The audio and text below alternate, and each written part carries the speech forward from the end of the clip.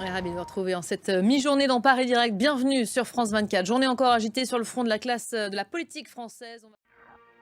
Et l'ambiance promet aujourd'hui encore d'être animée. À droite, en témoignent ces images tournées ce matin au siège des LR.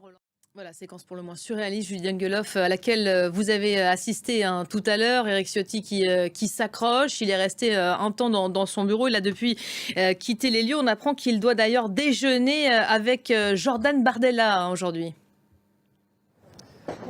Oui, tout à fait. Merci beaucoup, Juline Negeloff, pour France 24 en direct donc du siège DLR. Ambiance animée à droite, elle continue de se fracturer, alors qu'à gauche, on continue de plancher toujours sur le programme. Quel programme pour cette union des gauches annoncée? Des difficultés là aussi à signaler hein, pendant ces négociations à gauche aujourd'hui. Hein.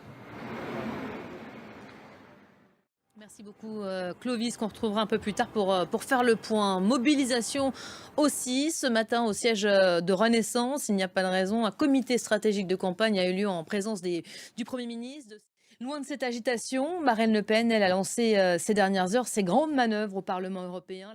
Les deux femmes ont commencé à esquisser un rapprochement pour peser sur le Parlement européen. Giorgia Meloni qui espère, hein, surtout au moment où je vous parle, conforter sa crédibilité internationale. La première ministre italienne accueille depuis ce matin et jusqu'au 15 juin les dirigeants du G7 dans la luxueuse station balnéaire de Borgo. Oui, bah écoutez, pour Giorgia Meloni, effectivement, c'est un sommet qui se présente sous les meilleurs auspices.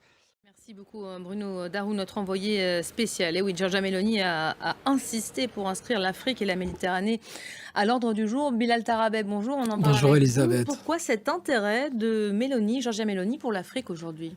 Eh bien, parce que, pour citer un sénateur italien, la Sicile, c'est plus proche de la Tunisie que de Rome.